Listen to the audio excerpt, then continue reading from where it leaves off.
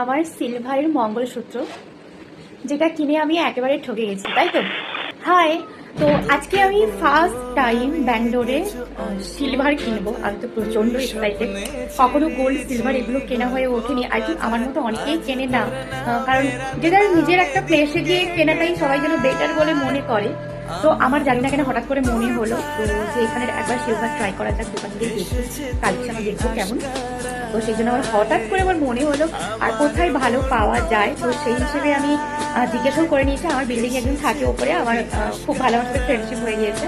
তো ওর থেকে আমি জানতে পারলাম ও ওই একই দোকানে বানিয়েছিল। তো সেই জন্য আমি ভাবলাম যে আজকে যাই, একবার গিয়ে দেখি। আমার খুব একটা জিনিস করার ভীষণই ইচ্ছে হয়েছে, আর এখন তো সোনার যা দাম বেড়েছে, তাই জন্য ভাবলাম যে সোনার না বানিয়ে সিলভারই বানাবো। আমি পুরো রেডি হয়ে গিয়েছি, একদম কাছে, জাস্ট বাইকে কত সময়, ওই 10 মিনিট লাগবে এরকম, একদম কাছে। এখন বাজে ওই 7:30টার সময়। যাবো না করে ভাবলাম কি না একবার ঘুরেই আসি। তো সেই জন্য বেরিয়ে পড়েছি। আর ওই যে একদম ওপরে দোকানটা, প্রথমে দোকানটাতে ঢুকেই তো আমি অবাক যে এত ভারী ভারী সোনার গহনা, এত ভারী ভারী গহনা এখানে লোকজন পরে। হ্যাঁ, এখানে লোকজন এত ভারী ভারী গহনা পরে, বাট আমি যে দোকানটাতে গিয়েছি ওটা তো শুধুমাত্র সিলভারের দোকান।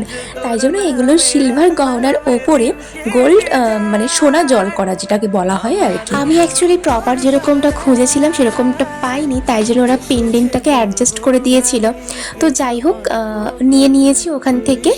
নিয়ে এখন চলে এসেছি পঞ্চমী গার্ডেন একটু ডিনার করার জন্য।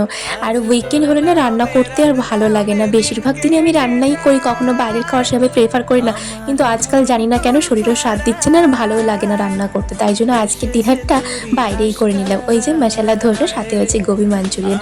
আমার এই পঞ্চমী গার্ডেনের মশলা ধোসাটা খেতে ভীষণ ভালো লাগে, আমি তো পুরো প্রেমে পড়ে গিয়েছি। আর এই গোবি মাঞ্চুরিয়ানটাও আমি কিন্তু সেভাবে পছন্দ করতাম না, বাট পঞ্চমী গার্ডেনের খাওয়ার পর থেকে আমি এটারও প্রেমে পড়ে গেছি। জানি না এখানের খাবারগুলো এত ভালো কি করে হয়। তারপর ফেরার পথে মুড়ি আর ডিম নিয়ে ফিরলাম বাড়িতে। এখন আমি বাড়ি চলে এসেছি। আমি যে জিনিসটা নিয়েছি সেটা হলো মঙ্গলসূত্র একটা নিয়েছি সিলভারের। তো ইচ্ছে ছিল যে এরকমটা প্রপার সেরকমটা পাইনি, বাট ওকে, আমি দেখাচ্ছি। এই হচ্ছে আমার সিলভারের মঙ্গলসূত্র, যেটা কিনে আমি ঠকে গেছি। তো এটা কিনে ঠকে গেছি, তো ঠকে। অ্যাকচুয়ালি এখানে মেকিং চার্জটা এতটাই বেশি, মানে তোমার সাপোজ যদি সিলভার যদি হয় 2000 টাকা, তো সেটা মেকিং চার্জ 2000 টাকা, মানে তোমাকে 4000 টাকা পেমেন্ট করতে হবে, তাই তো। মানে হ্যাঁ, ফ্যান্সি ডিজাইনের ওরা বলছে যে, মানে দোকানে বলছে যে ফ্যান্সি ডিজাইনের মেকিং চার্জ বেশি। তো মেকিং চার্জ বেশি মানে ভালোই বেশি, পুরো ডবল দাম। তো আই থিঙ্ক এখানে থেকে আমাদের বাড়িতে নেওয়াই বেটার। তবুও ঠিক আছে, একটা ইচ্ছে ছিল অনেকদিনের নেওয়া, তাই জন্য পরে নিয়েছি। কেমন লাগছে? ফার্স্ট টাইম আমি সিলভারের কিছু গলার জন্য বানালাম, এর আগে কখনো বানাইনি, শুধুমাত্র নকল ছাড়া। তো এটা কেমন লাগছে কমেন্ট করে জানাও। ওকে, বাই।